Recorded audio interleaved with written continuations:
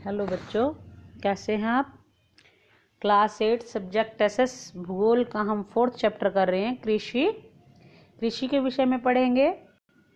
आर्थिक क्रियाएं होती हैं जिनसे हमें आय प्राप्त होती है। जो कोई भी कार्य है उसके करने से हमें आय प्राप्त होती है, इनकम होती है हमारी, वो होती है आर्थिक क्रियाएं। आर्थिक क्रियाओं के प्रकार हैं। प्राथमिक क्रियाएं ऐसी होती हैं जैसे कृषि है, मछली पालन, पेड़ काटना, ये सब। द्वितीयक क्रियाएं वो होती हैं जैसे इस्पात, विनिर्माण, डबल रोटी पकाना, कुछ भी है, ये इस तरह कपड़ा बुनना, ये सभी द्वितीयक क्रियाएं हैं। तृतीयक क्रियाएं वो होती हैं जैसे व्यापार, बैंकिंग, बीमा, ये सब जो है तृतीयक क्रियाओं में आता है। एग्रीकल्चर शब्द की उत्पत्ति लैटिन शब्द एग्री या एग्री से हुई, जिसका अर्थ है मृदा, यानी कि कल्चर जिसका अर्थ है कृषि या जुताई। कृषि का अर्थ है ऐसी क्रिया जिसमें फसलें, फल फूल और सब्जियां उगाई जाती हैं। पशुपालन किया जाता है। विभिन्न फसलों की कृषि है एग्रीकल्चर, मृदा की जुताई, फसलों को उगाना, पशुपालन का विज्ञान एवं कला है, इसे खेती भी कहते हैं।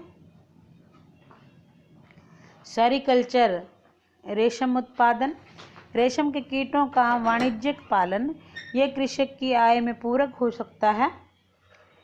पिसीकल्चर यानी कि मत्स्य पालन, फिशिकल्चर, तो विशेष रूप से निर्मित तालाबों और पोखरों में मत्स्य पालन।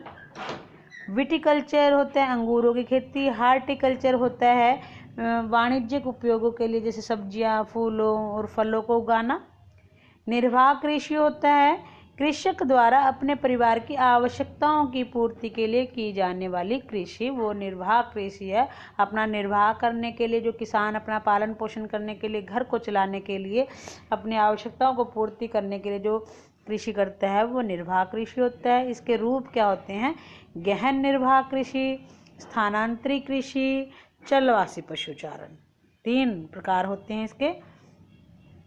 स्थानांतरी कृषि क्या होती है कि बार बार स्थान बदलकर की जाने वाली कृषि को स्थानांतरण कृषि कहते हैं। चलवासी पशुचारण होता है कि जलवायु परिवर्तन के कारण चारे और पानी की तलाश में अपने पशुओं के साथ एक स्थान से दूसरे स्थान पर जाना चलवासी पशुचारण कहलाता है। वाणिज्यिक कृषि क्या होता है कि जब फसल का उत्पादन और पशुपालन बाजार में विक्रय के लिए किया जाता है, वाणिज्यिक कृषि कहते हैं। यानी कि जैसे हमने फसल उगा ली और उसको मार्केट में बेच दिया, उससे हमें पैसे मिले, तो वाणिज्यिक कृषि है। मिश्रित कृषि कैसे होती है कि जब भूमि का उपयोग भोजन व चारे की फसल उगाने तथा पशुपालन के लिए किया जाता है। रोपण कृषि, जब वाणिज्यिक उद्देश्यों के लिए चाय, रबड़, कहवा, केला, कपास की एकल फसल का बड़े पैमाने पर उत्पादन किया जाता है, उसे रोपण कृषि कहते हैं। विश्व की जो प्रमुख फसलें हैं वो चावल है, गेहूं है, मक्का है, बाजरा है, ये खाद्य फसलें हैं, यानी कि यही इन चीज़ों को खाया जाता है। मिलेट मोटे अनाज क्या हैं? ज्वार, बाजरा और रागी। रेशेदार फसलें होती हैं कपास, पटसन।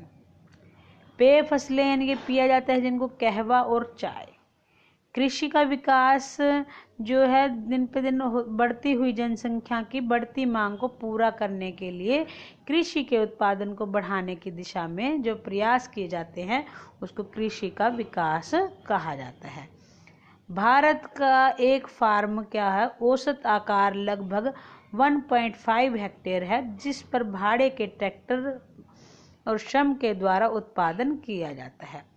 संयुक्त राज्य अमेरिका का एक फार्म है, तो वो प्रारूपिक फार्म है, 250 हेक्टेयर का होता है, जिस पर बड़ी बड़ी मशीनों की सहायता से उत्पादन किया जाता है। बच्चों, आपको यहाँ तक समझ आ गया चैप्टर में क्या हमने पढ़ना है? तो आगे हम अभ्यास के प्रश्न करेंगे। ये सभी आपको चैप्टर अच्छे से रीड करना है और अभ्यास के प्रश्न जो है हम 1-2 कर लेते हैं। जैसे हमने पढ़ा भी है अभी, ये फर्स्ट क्वेश्चन हमने कर लिया है, और सेकंड है उन कारकों के नाम बताइए जो कृषि को प्रभावित करते हैं। स्थल की आकृति जो है प्रभावित करती है, कैसी उबड़ खाबड़ है, समतल है, कैसी आकृति है वो कृषि को प्रभावित करती है। मृदा यानी कि मिट्टी और जलवायु, कैसी जलवायु उसका वो भी कृषि को प्रभावित करती है। बाकी के प्रश्न हम कल करेंगे। धन्यवाद बच्चों। बाकी एक प्रश्न अभी हमने डिटेल में करेंगे, अभी मैंने चैप्टर में भी आपको समझाए हैं। आप जो है ये अच्छे से चैप्टर की रीडिंग जरूर करें।